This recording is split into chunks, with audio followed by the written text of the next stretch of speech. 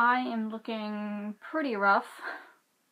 I don't even know what's wrong with my face at the moment, and I'm not sure how to fix it. Makeup didn't seem to do a lot. Hi guys, today I'm going to talk about the books that I read in the month of June. Sadly, they weren't many, or as many as I'd hoped they would be. I had such high hopes for June because I was gonna read all the LGBT+ books for Pride Month, and then I got in a weird reading slump and it was so annoying. So I read 6 books in June. 3 of those were novellas. Okay, starting off for my lowest rating, I read Girl Man's Up by M.E. Gerard. I listened to the audiobook of this and I gave it 3 stars. Girl Man's Up is about Pen, who just wants to be herself, but then there are a lot of people that tell her she has to be a certain kind of girl, and then a lot of other people that tell her to just be a boy if she wants to act like a boy in most ways, but she doesn't want either of those. So she deals with a lot of hate and criticism from other people, even her friends and family, which is really upsetting. I was very conflicted on my rating for this, which is why I kept it sort of in the middle with 3 stars. I did mostly enjoy this book. It taught me quite a bit about gender identity and all of that stuff. Not that I didn't know about it, but it just gave me a new perspective on everything. But then there were some things that I already had a problem while listening to this, and then going through other people's reviews, I was kind of confirmed that some things were represented in a bad way. For example, Pen's family is Portuguese, and even though her family has been living, I think they lived in Canada, they've been living there for a very long time. Her parents spoke very broken English. There was this one review where this was mentioned, and then I just also had a problem with Pen's behavior and attitude towards girly girls. I understand that she wasn't a girly girl and she got upset when people expected her to be a girly girl, but she also had a very bad attitude towards other girls that just wanted to be that certain kind of girl, and I wasn't a big fan of that. That's also a thing that's mentioned in some other reviews, but apart from those things, I did enjoy this book. Trigger warning for a lot of queer phobia.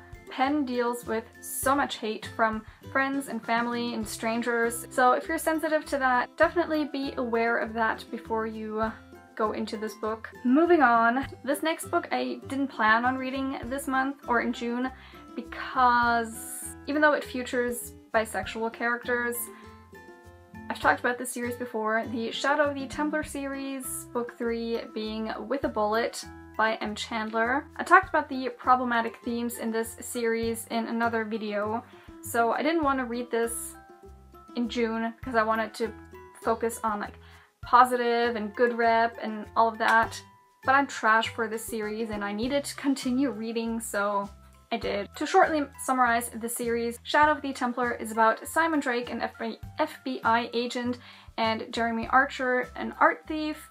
These two meet and things happen, basically. With book 2, I had some problems with the storytelling and the pacing. It was very slow and everything, and I thought those things were a bit better in book 3.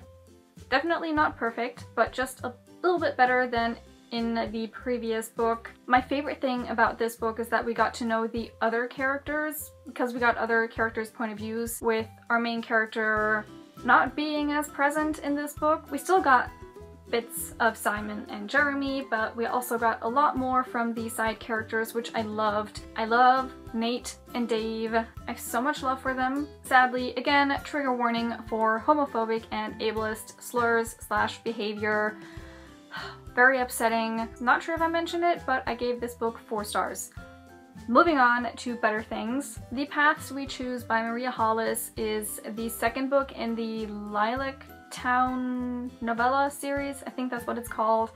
I read the first book, The Melody of You and Me, a few months ago, and I kind of enjoyed it. I definitely enjoyed this book, The Paths We Choose, a bit more than the first one. I gave this 4 stars, and this follows Lily. I really enjoyed her story. I really hope there are going to be more books in this series because I feel like it could potentially become one of my favorites just because of the themes that are present in this series. I think they're very important and done in such a wonderful way. Far From You by Tess Sharpe. This is a mystery/thriller young adult novel about Sophie, who is a recovering drug addict, and a few months before this book starts, her best friend was murdered in front of her eyes, but people assumed it was a drug deal gone wrong, and she was forced into rehab, and then after she gets back, she is trying to find out who actually murdered her best friend,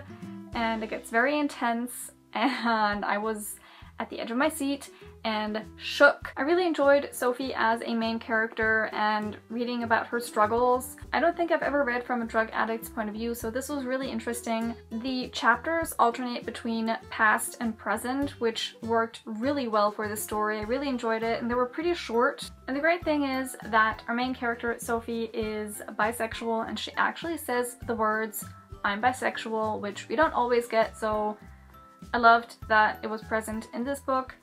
And I gave this 4 stars. Yes, 4 stars. This counted towards my diversity bingo challenge that I'm doing this year, and this was for the square main character with chronic pain. Another novella that I read, Superior by Jessica Lack. As soon as I read the synopsis for this, I was sold. This is about the sidekick of a superhero and the intern of a villain falling in love. Doesn't that sound amazing? I absolutely loved this. I gave it 4.5 stars. My only issue is that this was way too short. This, I feel like, could have easily been a full-length novel. I wish it was. I loved it so much. Our main character that we follow is the sidekick of the superhero, and he is bisexual. I don't remember if it was mentioned in the text, but our main character is also a person of color. Yeah, and like I said, I gave it 4.5 stars. Loved it, definitely recommend it. And lastly, another novella that I read, and definitely my favorite thing I read this month, Coffee Boy by Austin Chant. This is about a transgender boy who starts working at this firm as an intern. He starts forming this bond with his supervisor, and this novella is own voices because the author Austin Chant is a transgendered man, and this was everything. I loved this so much. In my notes I wrote down that I was gonna look up an own voices review, but I haven't done that yet. I'm still gonna try and look up an own voices review and link it down below, and I gave this 5 stars. Those were the books that I read in June. This wrap up was a mess, just like I am at the moment. I'm very sorry. Comment down below with your favorite read from June. And that was it for this time, and I will see you next time. Bye! This video was such a mess. I'm so sorry. Sophie. That was the German coming through.